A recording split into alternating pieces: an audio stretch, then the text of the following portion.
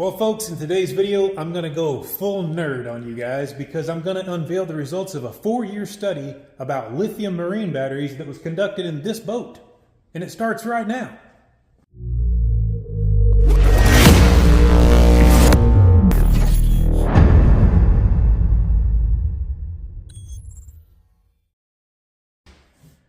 Alright y'all, as I mentioned in the intro, today's video is all about my experiences with lithium marine batteries. More specifically, the ones that I've been running on this boat for almost 4 years now. You see, when I first bought this boat, I had actually just purchased all new AGMs to power everything on the boat. One back here in this corner to start the outboard and run pumps and other systems on the boat. One in the opposite corner that ran just the sonar. And then 3 more down here in the belly of the boat that powered the trolling motor. Now, I was actually totally happy with that AGM setup that I had. But I got a call from the people at Battery Outfitters who own the Pro Guide Batteries brand, and they were working on a lithium project, and they wanted to know if I'd be willing to test some of the pre-production units. You know, they just wanted feedback. They wanted me to beat them up the best I could. I spend a lot of time on the Mississippi River where the currents are heavy, and I've got a large, deep, heavy boat, so it's a good test subject when you want to stress a battery. So I signed up for that because the idea of saving massive amounts of weight by going lithium was pretty exciting to me. So I ran the pre-production batteries for close to 2 years. I don't remember exactly how long, but I'm sure it was every bit of 18 to 20 months, somewhere in there, maybe a little over 20 months. And then eventually the first batch of production units came out, and we got some of those on the boat, and I've been beating those up for a solid 2 years, I believe. And I'll show you those now. I've got 4 of them on the boat. Let's see here. Working by myself here today. Get this adjusted. Right here, I've got the 31 M100s. Those are the 100 amp hour trolling batteries. They have an onboard test light. They're nice and light at about 27 pounds. They're being charged by a NOCO there. I don't have a lithium starter battery yet, but I have another lithium over here. I believe that one is called the PLG 50. I'll have to check that sticker on that, but that runs just my sonar. As you can tell, or you may be able to tell, it's pretty tiny and it weighs very little. 21 pounds, maybe 24 pounds. I don't remember. I've checked my notes. And now that we've seen that, we can get into the nitty-gritty. We can get into the stats, the data, the facts, the redneck mathematics that I have come up with in the last 4 years. And that said, please understand that when I put these numbers on the screen, they are based on averages for the most part. They're based on my experiences. They're based on my knowledge of what I took out of the boat, what the boat was doing with the AGMs versus what it does now. And it could vary for you. You know, your boat's not going to be exactly like this. This is a 21-foot deep V, 101 inches wide. It's like 5,500 pounds on the trailer. You know, your boat might be completely different. The price of the lithiums that you choose might be different. Your taxes might be different. So these are averages based on my experiences. And here we go. You should see a couple of columns there, one for AGM and one for lithium. We're talking about cost right now. So the AGMs that I took out, I had 3 trolling batteries at about $200 a piece. It comes out to $600 for trolling batteries. I also had a sonar AGM. I think it was about $150. So total cost in the AGM setup, $750. For lithiums, it jumps up a lot, right? That's kind of the story with lithiums. For these, depending on which battery outfitters you go to, I don't know if it would vary at all. Certainly sales tax might vary, whether or not you have them shipped might vary. You might go with a completely different brand, and certainly it would vary then. But in this case, these Group 31 100s, probably about $850, something like that a piece. That comes out to $25.50 for 3 of them. And then the sonar battery, I think like right at $300, pretty close to that. So $28.50. That's a jump, right? From $750 to $2,850. We're going to call that difference the cost multiplier, and that's going to come up a little later in the video, right? The cost multiplier, remember that, 3.8, because 2,850 is about 3.8 times as much as 750. All right, so after looking at the cost, what about the life expectancy? A lot of videos want to talk about just the warranty, right? Well, they suspect that the warranty indicates the life expectancy. I don't know if it does or not, but if I'm going to spend 3.8 times as much for lithiums as I did on AGMs, it would be nice if I got 3.8 times the life. That's one way to look at it. So if we take that life expectancy, well, everybody's life expectancy might be different.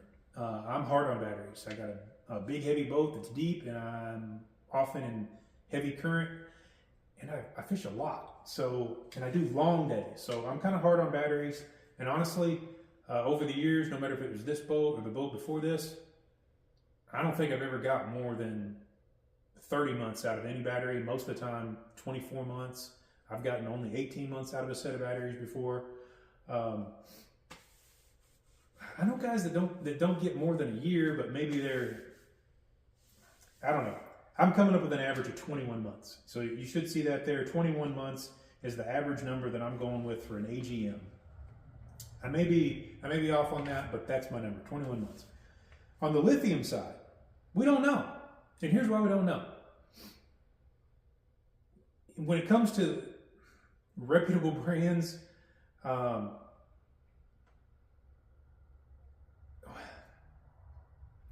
the lithium side, do we really know the life expectancy?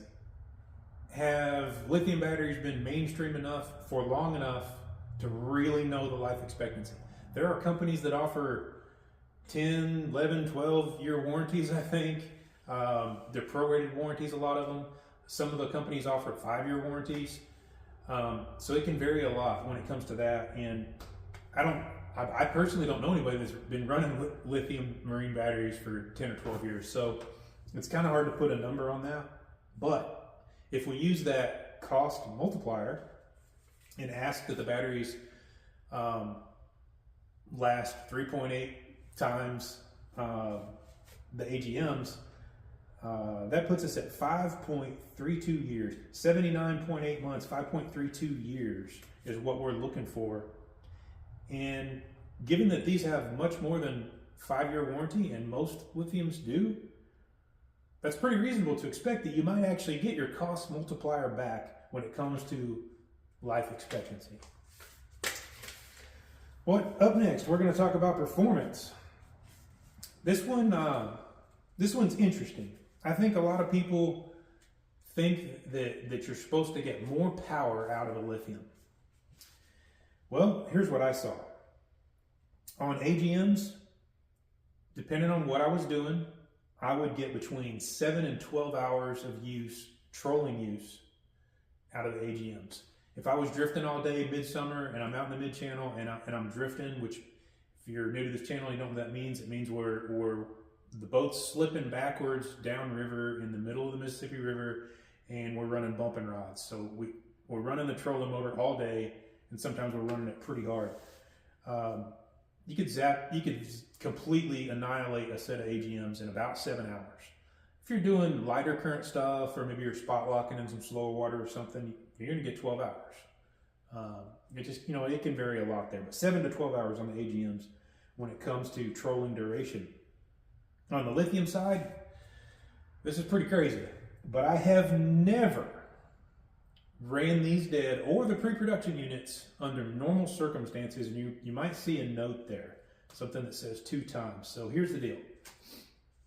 Under normal operation, no matter how hard I've been on them, I've literally never ran them out during a day. Whereas with AGMs, I ran them out quite often, probably 70% of the time.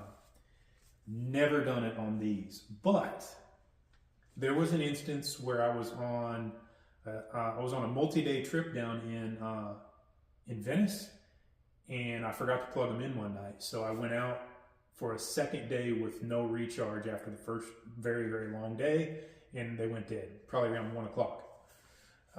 There was another time in which I thought I had them charged, and anyway, they went dead around 1 on a day of fishing, and I thought it was really strange. There's no way they went dead by 1 o'clock. Sure enough, when I get home, I find out that the breaker had flipped on the circuit that the charger was plugged into. It was before I kept my boat in the shop. They were on, the charger was plugged into a 100-foot extension cord. Probably shouldn't have been rigged that way. So that was my fault. Both of those times it was my fault. Excuse me. So other than that, they've never went dead on me, so I can't tell you how many hours that they will run, and I've beat them up. Well, I mean, I'm probably intentionally harder on them than I was the AGMs, and I can't run them dead. So trolling duration has been great. Trolling power, I think this one tricks people. Here's the deal. Those numbers might not, numbers I put on the screen, it kind of like on its own might not make sense, but most of your trolling motor, your digital trolling motors have powers 1 to 10, even if you might have half point increments, so technically that would be 20 settings, but say like on a Minn Kota, it goes from 1, 1.5 to 2, 2.5 to 3. It's technically 20 settings, but we'll go from 1 to 3, I see nothing. I don't think they're more powerful. From 1 to 3, I don't feel any difference. From 4 to 6, 0 difference. If you're buying them for the power that it gives your trolling motor, I would say from 1 to 6, you're not going to notice a thing. However, when you really get up there, no matter if you're in that full-on rabbit mode or turbo mode or 10 or whatever you want to call it, you're going to see something there, at least I do. Anything above 7, I notice a difference. When you get up there, when you double tap that rabbit, there's a lot more punch. I would say maybe like 30% more. I'm not saying it goes 30% faster. Like you still might only troll at 3.8 miles an hour. But man, it's torquey, it's punchy, it throws the boat around more than it did with the AGM. So there is a difference at those really high settings. On the sonar battery, this is really a duration thing for the most part. On my AGMs, I hated the AGM for my sonar. That's a 12-inch unit, and I could run it nearly dead in a day. A 12 to 14 hour day, I'd be coming in at like, if I remember right, like 11.8 volts, which starts to affect your picture quality. Honestly, I'm not saying it's a drastic difference, but it's not great. Whereas with the lithium, typically at the end of the day, I'm still around 13 volts, maybe 13.1, 13.2. And that's under load with the screen lit up, sonar ping-in, side imaging, everything running, all running and light up around 8 or 9. You're not running that thing dead. And that little tiny dude that weighs nothing, you're not running it dead. I have intentionally not charged it on back-to-back trips before. I feel like you can get 3 trips out of that pretty easy. So I put 36 hours. Up next, weight. This is the story, in my opinion, and not just because of the weight, but we'll get to it. We're going to break it down in depth and get fully nerdy there. So my AGMs weighed 69.3 on one of them, 70.1, 70.1. That's all 3 of the trolling AGMs for 209.5 pounds. The one that I had on the sonar was 59.8. You go over to the lithiums, you're going to see 27.1, 27.1, and 27.0.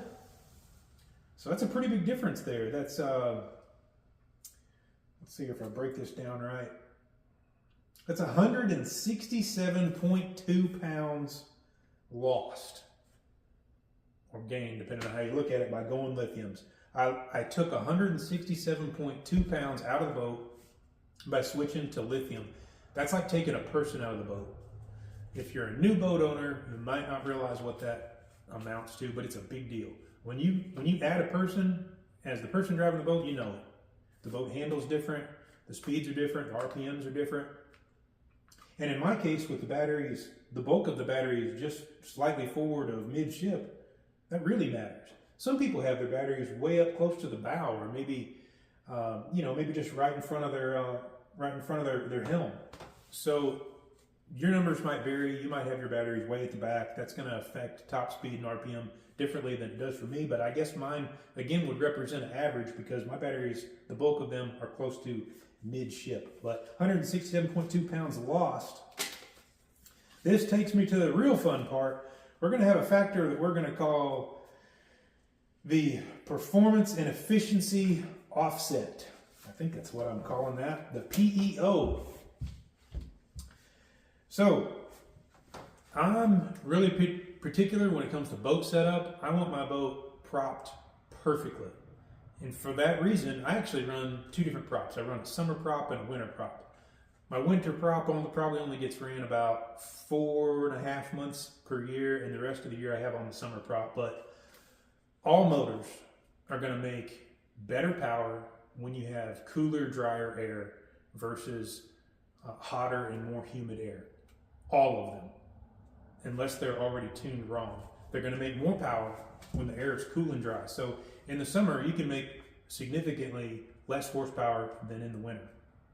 For that reason, if you've got a good tack on your boat, and I keep two, I've got the analog one that you would normally see on a dash, and then I've got a digital one that's actually mounted to the cowling on my motor so that I can compare and, when I'm actually prop tuning and really know that I'm getting a good reading. So in the summer and the winter, I would say an average number that a person's going to see, assuming that they're propped right, you're going to see probably a 300, maybe a 400, 450 RPM difference, assuming you're propped right from the summer to the winter. So for that reason, I keep two different props so that I can always reach peak RPM without going over RPM and get the most efficient cruise. So these numbers are based knowing that I keep the boat propped correctly. That said, I was propped correctly when I had AGMs, and when I went to the lithiums, I had to reprop. I took the two props that I had, I took them to a prop shop and had them custom pitched. I went about, on my winter prop, 1 1/4 inch of pitch more, and on my summer prop, I went 1 inch of pitch more. And it was cupped just slightly different. So again, I'm particular on that, and these numbers are based on that. So with the AGM, basically it's a net 300 RPM decrease. You're not actually losing those RPM, but with lithiums, about a 300 RPM increase in my case. Again, it depends on how many people are in the boat, how much fuel is on the boat, winter or summer, but I'm giving you an average based on all of that I've seen in 4 years. I'm calling the AGMs a net loss of 300 RPM or a net gain of 300 RPM for the lithiums. That's at max, okay, at wide open. There's actually a more significant change at cruising RPMs, that 4,000 to 5,000 RPM range. I see about a 375 RPM difference, AGM to lithium. That's all about weight and where it's at and how the boat wants to ride in the water. For my cruise RPM, I base that really on how the boat feels, how it's sitting in the water, how level it is, how much bow spray there is at, say, a moderate trim, and how the engine sounds. It's not just about RPM, it's that balance. You don't want the engine lugging, you don't want it overspinning. You can tell when your engine is happy, when it's relaxed and running in that sweet spot. And if you know that you're not down in like the 3,000 RPM range and you're not spinning up near 6, somewhere in the middle where your engine sounds happy and your boat rides the best, that's your ideal cruise. For me, on AGM, it was about 4,400 RPM, and that was getting about 32 miles per hour. However, with lithium, after that 167 pounds, was it? Something like that? 167.2 pounds. With the lithium, I could maintain that same feel and that same speed at only 4,025 RPM. So I could get the same speed, which means I can cover the same distance in the same time, turning less RPMs. That's less wear on the motor and less fuel consumption. That's important. We're going to stress that here in a minute. Or I can run those same RPMs, therefore burning essentially the same fuel per minute, and go faster. So you'll see there on the lithium column either 4,025 RPM at 32 miles an hour, or run that same 4,400 RPM that I was running with the AGMs and actually get 35, maybe a little over, 35.1, 35.2, something like that. So same RPM, higher speed, that's important. So still looking at the performance and efficiency offset,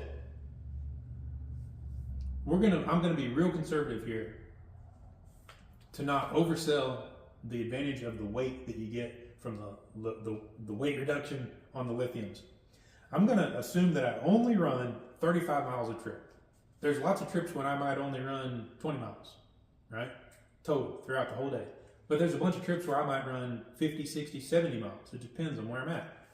You know, that's a wild card. But let's just say I'm only running 35 miles a trip. Let's say I'm only going 1 day a week. In the summer, I'm usually going more than 1 day a week, 2, 3 days a trip. If I'm on vacation, I'm going every day, right? So, and I'm doing that 52 weeks a year. So that's 35 miles per trip, 1 trip per week, 52 weeks a year. That comes out to 1,820 miles. That's a really, really conservative number as to not oversell the plus here. So, looking further down the list, if we take 1,820 miles at 32 miles per hour, you're dividing that, by the way, to get there. 1,820 miles, 32 miles per hour comes out to 56, if I can read my own writing, 56.88, that's what it is. If you take 1,820 miles at 35 miles per hour, the hours per year drops to 52 hours per year. That doesn't sound like much. 4.88 hours per year. Why is that a big deal, you might ask? Well, it depends on your gallons per hour burned on your boat. Again, we're going to be conservative, okay? If you take 4.88 hours per year, Google tells me that this Suzuki 200 could burn as little as 12 gallons per hour up to 20 gallons per hour. That's based on how many RPM you're turning. I happen to know that I'm actually burning around 18 gallons per hour if I'm running it harder, okay?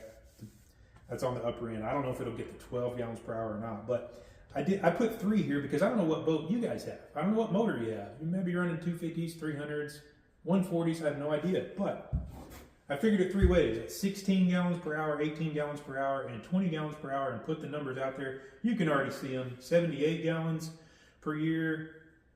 Again, we're only going on the difference here, guys. The 4.88 hours per year difference that we get from doing our 35 mile an hour or our 35 mile trip at 35 miles per hour at the same RPM or 32 miles per hour at the same RPM. That's what we're basing this on. So,